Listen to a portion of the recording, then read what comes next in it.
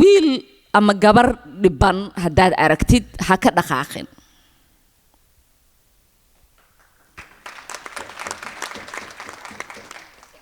aadaan u calool xumaadaa aniga siidar markasta aan magaalada imaado waqti socodkayga waa yar yahay 4 beri DC aan joogaa 2 beri aan magaalada imaadaa markasta magaalada aan imaado waan isku dayaa in hal mar at least siidar aan socdo ama maqaayad aan galo cunto aan ka cuno ama shaah aan ka cabo ciyaalka yaryar leesaan u arko and waxaan ka calool xumaadaa dadka say uga dhaqaaqayaan. aniga qof haddaan arko intii ii ogolaatay inay ila hadlaan waxaan wacaa ama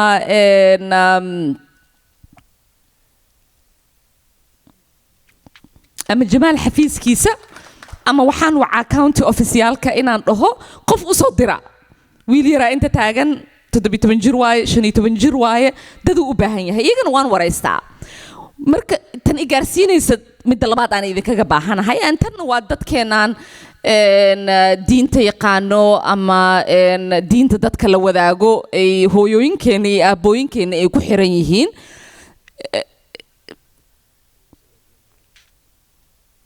waalidiinta jimco kasto salaada markay idin imaadaan waaniya ciyaalkan aad dhehaysiin guriga ha laga buriyo ama ha la dulmiyo iska dhaafa. cunug yar oo 14 jir ah ama 15 jir ah ama 16 jir ah banaanka haddii loo daayo Minneapolis intuu aadaa maxaad ka filanaysiin? maxaad isleedahay adigoo hooyo ah ama aabba ah maxaad ka sugaysaa cunugaasaytii? waxa laamiga ku dhimanayo oo lagu kufsanayo oo daroogada u dhimanayo waa ciyaalkeennii. dagaalan ka imaanay dhibaan ka imaanay in annaga isdilno oo hooyo maanta ay oyso waa annagoo dhan inay calool xumo noo ahaato. marka haddii aad wadaad tahay haddii aad shiiqa tahay haddii aad masaajid leedahay waxaan kaa baryayaa in aad la dardaarantid waalidiinteenna because tusaale idin siinayaa anjabaal wuu og yahay waxaan u malaynayaa inuu la hadlay wiilkan yar wiil yariis ayaan dhaweetay magaalada maqaayadda dhilaan fadhiyay cunug yar ah meeshii soo istaagay and he's like congresswoman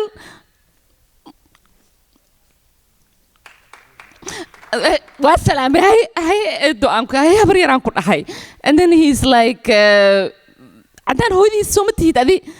I'm like ha he's like cadaan iskool isla dhigan jirnay waxaan ku dhahay hadda waa iskool isla dhiganayn because 1:30 ay ahayd and he's like iskool ma aadi kari because hooyaday gurigayga soo burisay and he's like habar yar 10 beri cunto ma cunin meelaan seexdana ma haysti. marka fahma intaas cunug 16 jir ee America intuu aadaya so yes resource wuu jiraa jamaal xafiiskiisa iyo xafiiskayga la shaqeeyeen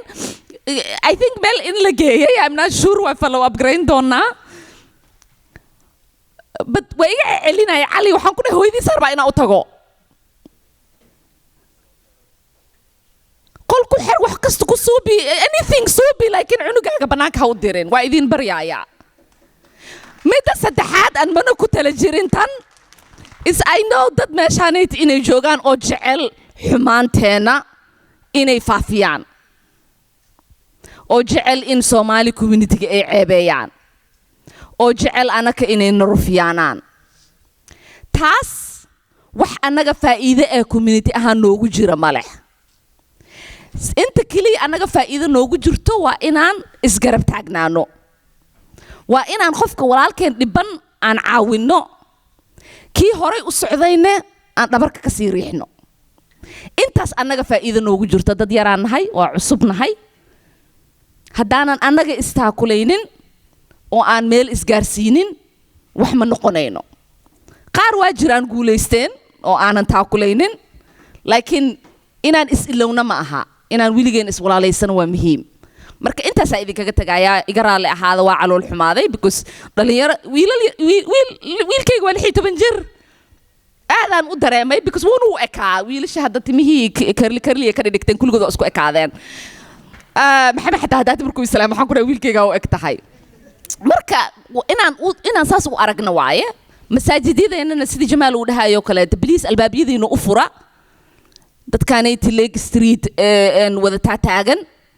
dadkaan Nicollet wada taagan dadkaan Cedar wada taagan caawinaada idinkaga baahan yihiin because masjid kasto synagogue kasto temple kasto wuxuu leeyahay shelter meel dad dhar ay soo doontaan meel dad ay ka qubaystaan meel dad laga caawino annaga muslimaan nahay diinteena wayba nafalaysaabo marka waxaanan intaas aanan u suubinaynin oo walaalaheen aanan u teekergareynaynin anigu ma fahansanay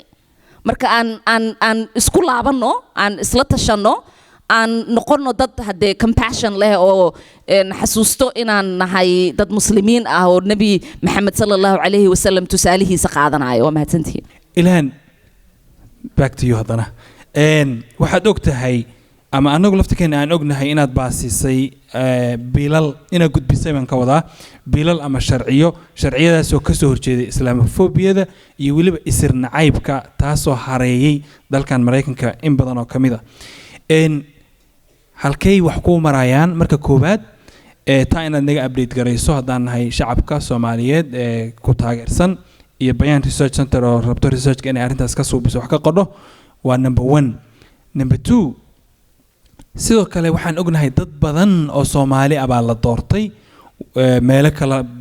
kala duwan oo badan laga doortay waa ujeedaa cigaal inuu shirka la qabanayo maxaa idin qorshaysan Somali American elected officials hadaatihiin isu imaatinkiina iyo unity inaad samaysaan oo ah horumarisaan wax qabadka iyo inaad hal mid ahaataan oo aad hal cudud ahaataan oo xoogin aamidaysaan sorta su'aashaadii koowaad waa ku mahadsan tahay waxaan u maleynayaa dadka badanaa qolkan maanta nala joogo iyo dadkana fiirsanayaba inay og yihiin in aan sharci aan June introduce gareeyay oo loogu ku saameyn weyn ku yeelan doono dhibaatooyinka lagu haayo muslimiinta adduunyada dhan ku wada nool sharciga waxaa la dhahaa combating Islamophobia International Islamophobia Act wuxuu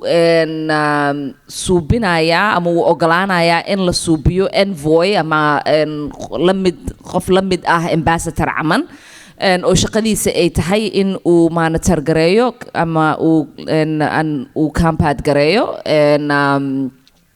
dhibaatooyinka muslimiinta lagu haayo America ma ku saabsanaanayo because waa foreign affairs waa wadamada kaleete so haddaan ka hadlayno kaleete like Burma dadka Rohingya kaleete genocide-ka lagu suubiyay waxaan ka hadlaynaa sida China kaleete Uyghurska dhibka ku socdo waxaan ka hadlaynaa sida India kaleete oo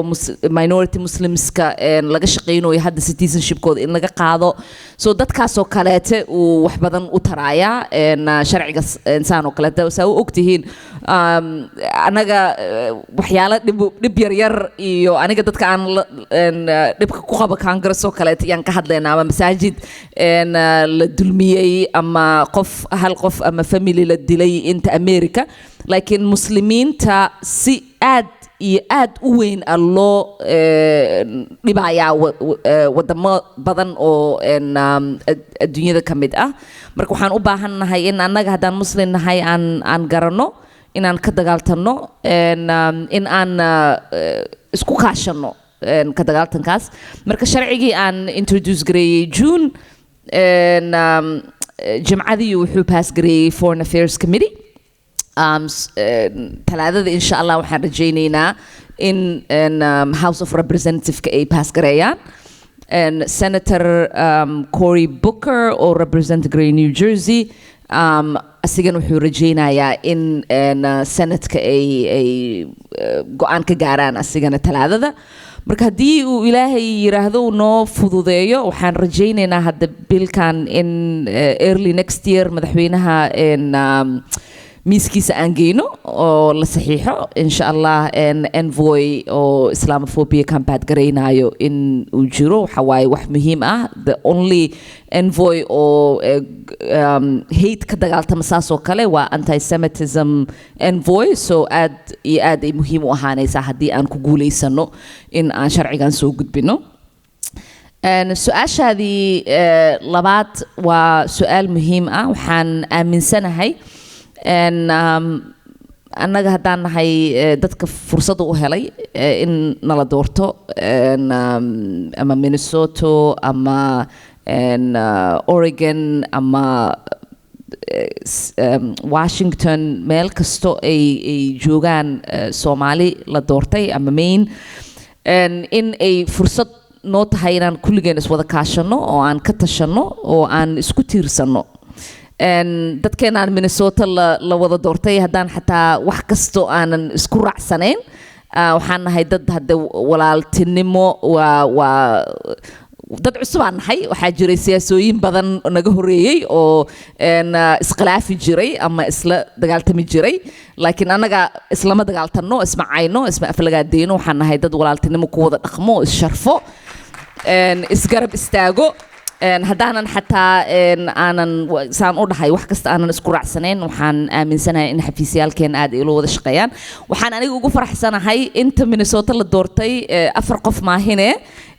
inta kaloo dhan in ay laga doortay congressional districtiga aniga aan represent gareeyo. so waan isku wada baahannahay kulligeen, waa wax muhiim ah. hodan iyo aniga iyo maxamuud iyo maxaa la dhahaa ii sheeg Jamaal, hadda ka hor waxaan ka wada hadalnay samidyaal inaan suubino youthka aan u suubino participation aan encourage gareyno inay politicska involve gareeyaan. marka insha Allah waxaan filaynaa in programyaal badan aan soo bandhigi doono. doorashaan ka bixi weynay haddee waa busy ahayn kasto, marka waxaan rajaynayaa in fursado aan heli doono covidna markuu kasto naga dhammaado, in aan waxyaalo badan ay noo suurtageli doonaan sharci ahaan. waxyaalo badanaa jiro, legislation badan aan iskala shaqeyno from city council level in St. Louis Park, which I represent, to Minneapolis City Council, to the State House and the Senate. There's a through line between what I am able to produce on a congressional level and what my siblings on stage are able to produce. waa cusubnahay, bad weyn baanu nimid, muslimiin baanu nahay, Soomaali baanu nahay. waxaan u baahannahay inaan garbaha isqabsanno, isla shaqeyno, iscaawinno. madaxdeena iyo mas'uuliyiinteena, ganacsatadii, culumadii, dhammaanteen inaan wada shaqeynaan u baahannahay. arrintaas waa uga mahadcelinayaa xildhibaanad Ilhaan kelmaddaas qiiraha leh eena tiri. waxaan dareemayaa Ilhaan inay keligeed stateka u fadhido kor federaalka. waa la cidlaystay saan qiyaasayo, barashar badan baa saarnaa. madaxweynihii hore oo dalka Trump waa la socoteen iyo meesha isla mareen, ilaa carabaha laga soo wacaya Qatar iyo Sacuudiga iyo Khaliijka iyo xaaladeedu. marka ma sha Allah jaziira baan aad ula socdaayo, mar walba feeska hore saarneyd. runtii marka kaliga oo gabar dhalinyaro ah haddana hooyo ah in Mareykankii 4 dhinac lagaga soo tuuro meesha lagu cidlaysto, runtii waa xaaladaas waa dareemaysaan. waxaana filayaa waa barashar ما شاء الله ما شاء الله. cidlo ma aysan dareemin, idinkoo dhan baa idin haysataa. waxaan jecelnahay marka in federaalka Soomaali kale aan u dirno ay garabeysato Ilhaan, garab ay ka dhigato, ay iscaawiyaan. waxaan la soconnaa maalin dhoweyd gabar kale oo ayadan xildhibaanad ah oo la kursiga la fadhiday inay hadal weyn ku tiri, maaqa inaad la socoteen, oo maagid ahaa oo maaragtay meel fool xun gaaray. arrinka noocaasa ma ahayn mid Ilhaan ku socday, wuxuu ku socday qof kastoo muslina. arrintii waxa way boorsada laga hadlayay, muslim bay ku socotay, qof Soomaaliyeed ku socotay, hooyo shaqo u socotay ku socotay, wiil yaro jaamacad u socday maaragtay taabanaysay, gabar maaragtay shaqo raadinaysay taabanaysay, qof kasta oo Soomaaliyeed gooniisa ugu dhacaysay. waxa la cajiibka oo aan ilaa hadda aan la yaabay waxa kamid ah community isku yimid oo bayaan jeediyay male, cid ka dooday male. حتى xildhibaanadeena iyo community ma culayska miyaa nagu adkaaday. waxaan jeclaan lahayn arrinka noocaas oo kale in laga soo saaro bayaan xoog badan, culimadoo kale ka soo saaraan, xildhibaanada ay ka soo saaraan, lagana hortago. waxaan leenahay marka xildhibaan Ilhaan Ilaahay khayr ha ku siiyo, aad baa u maasan tahay, waa ku garab taagannahay, waa kula shaqeynaynaa. sidoo kale masaajidadeena iyo culimadeena wax badan bay qabteen, aad bay dhalinyarta u soo dhaweeyaan.